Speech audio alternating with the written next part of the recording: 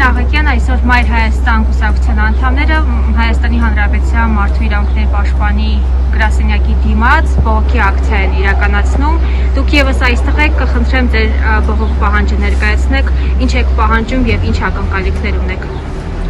Արդեն 1 ամիս եւ 2 օր է Մայր Հայաստան կուսակցության առաջնորդը, Մայր Հայաստան դաշինքի առաջնորդը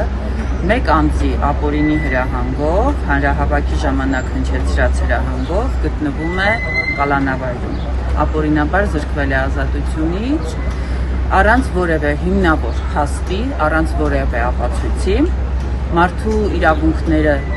այստեղ արձանագրում ենք, որ խախտված են, եւ մենք մեր թիմի մի քանի ներկայացուցիչներով գտնվում ենք այստեղ, որպեսզի մարդու իրավունքների պաշտպանի հետ զրուցենք, հասկանալու համար, ինչպես գիտեք, այս պահին մեր թիմակիցները գտնվում են ներսում եւ զրուցում են Տիկին Անահիտ Մանասյանի հետ, որպեսզի հասկանանք, թե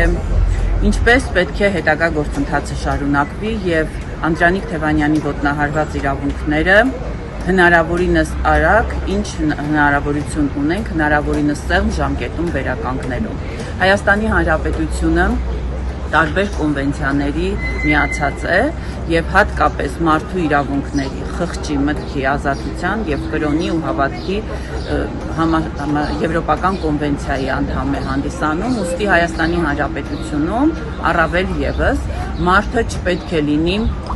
ազատության մեջ կալանավայրում, այսինքն ցանկացած պահի կարող են գալ եւ յուրաքանչյուրիս հորինովի այդ պահին եթե դեղերը չի խմել եւ ցնորքի մեջ գտնվելով ում ինչ մեղադրանք ուզի կարող է առաջադրել։ Սա չպիտի լինի։ Եթե մենք հիմա ազատության մեջ ենք, սա չի նշանակում, որ մենք ազատության մեջ ենք։ Մենք գտնվում ենք իրականում կալանավայրում։ Իսկ Անդրանիկ Թևանյանը այս պահին գտնվելով ազատազրկման վայրում պայքարում է ոչ միայն Հայաստանի Հանրապետության, այլ ողջ տարածաշրջանի չթրքացման համար, Հայաստանի Հանրապետությունը հայեցի պահելու համար եւ որպիսի մեր թշնամի երկրից չհամարձակվեն հոխորտալ, որ Հայաստանի Հանրապետությունը արևմտյան Ադրբեջան է։ Անդրանիկ Թևանյանը իր պայքարով, քանի որ ինքը հայամետ քաղաքական եւ պետական գործիչ է, ամենահայամետ գործիչը իմ ճանաչածներից եւ իր խոսույթում, իր գործունեության մեջ առաջնորդվել է միայն եւ միայն Հայաստանի Հանրապետության պետական շահով, հայ մարդու, Հայաստանի Հանրապետության քաղաքացու շահերով, բնականաբար հանդիսանալով Նիկոլ Փաշինյանի թիվ 1 ընդդիմախոսը գաղափարական, քաղաքական առումով, բնական է, որ Նիկոլ Փաշինյանը դեղերը չխմելով պետք է հրահանգեր անպայման փորձել պիտակավորել եւ արատավորել մեր առաջնորդի բարի համբավը, վստահ եմ չի ստացվելու, որովհետեւ ինչպես ասում են, չոր ոչ մի բան մարդուն չի կպնում։ Այդ իրենք են դավաճանը, իրենք են հանձնել Արցախը, իրենք են 12000 եւ ավելի հայորդիների մատաղարել, իրենք են հազարավոր երիտասարդների հաշմանդամ դարձրել, ունենք անհետ կորածներ, ունենք Արցախի ռազմաքաղաքական վերնախավը Ադրբեջանի մեր թշնամու բանտում, այս ամենի մասին պետք է մտածեն նրանք, ովքեր այսօր փորձում են իրականացնել մեր երկիրը ղեկավարողի, ապօրինի, նենգ, հակահայ, թրքահաճ եւ թրքամետ որոշումները։ Կուսակցության անդամներին Տիկին Մանասյանը ընդունեց թե աշխատակազմի անդամները ասացին, որ մարդու իրավունքների պաշտպանը Տիկին Անահիտ Մանասյանը 4-ից 5 հոգի մեր կուսակցության վարչության անդամներից 4-5 հոգու այս պահին 5 հոգի արդեն գտնվում են ներսում եւ փորձում ենք հասկանալ իրավիճակը։ Երբ որ դուրս գան, իրենք վստահ եմ արդեն ավելի մանրամասն կպատասխանեն։ Մեր ակնկալիքն է մարդու իրավունքների պաշտպանից, որ մեր առաջնորդի իրավունքները չոտնահարվեն, ինչպես նաև Հայաստանի Հանրապետությունում գտնվող որևէ անձի իրավունքները չոտնահարվեն, անկախ նրա քաղաքական հայացքներից, նրա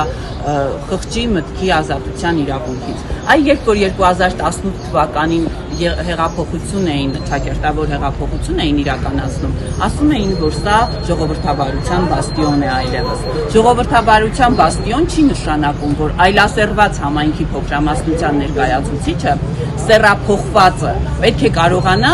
երկրի թիվ 1 ամբիոնից պատմություն կերտել։ Սա չի նշանակում ժողովրդավարության բաստիոն։ Ժողովրդավարության բաստիոնը նշանակում է, երբ որ մարդը ազատ է արտահայտել իր միտքը, իր խիղճի համապատասխան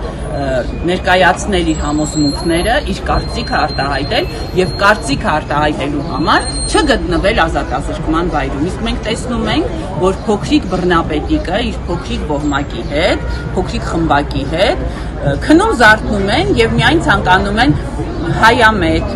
հայ մարդու իրավունքների համար պայքարող քաղաքացիներին լռեցնել, զրկել նրանց խոսքի իրավունքից։ Ինչպես գիտեք, Մայր Հայաստան խմբակցությունը ներկայացված է Հայաստանի, Մայր Հայաստան կուսակցության խմբակցությունները ներկայացված են Հայաստանի 3 խոշորագույն քաղաքներում,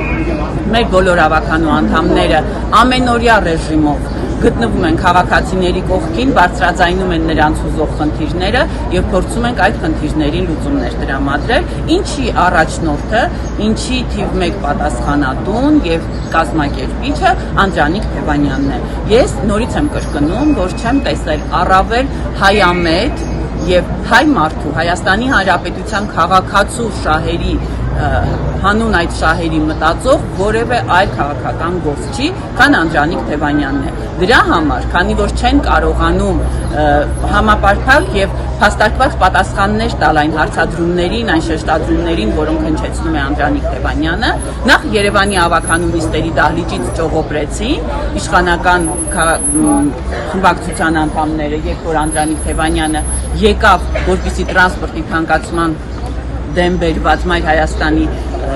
նախագիծը ներկայացներ, վստահ էին, իրենք էլ գիտեին, որ Անդրանիկ Թևանյանի ներկայացած փաստարկներին իրենք չեն ունենալու հակափաստարկներ, ուստի վախից փախան։ Հիմա որպեսզի հաջորդ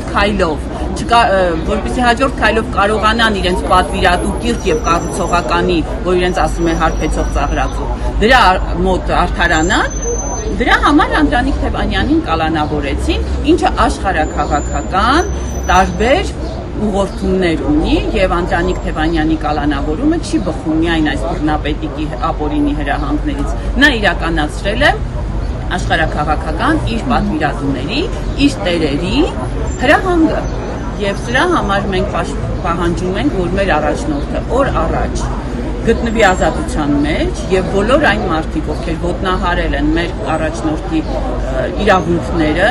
պատասխանատվության ենթարկվեն։ Եվ հորդորում եմ նաեւ փոքրիկ խմբակի տարբեր անդամներին, ովքեր փորձում են իրենց տարբեր ելույթներում, սոցցանցերում, մենք տեսանք նախորդին Երևանի ավականու նիստերի դահլիճում, անմեղության կանխավարկածը ոտնահարելով իրենք արդեն որոշումներ են կայացնում, դատական վճիռներ են կայացնում եւ փորձում են մարդու բարի համբավը արատավորել, այդ մարդկանց հորդորում եմ լինել ավելի զգոն, լինել աչալուրջ։ Ամեն ինչ ունի սկիզբ, ունի նաեւ ավարտ։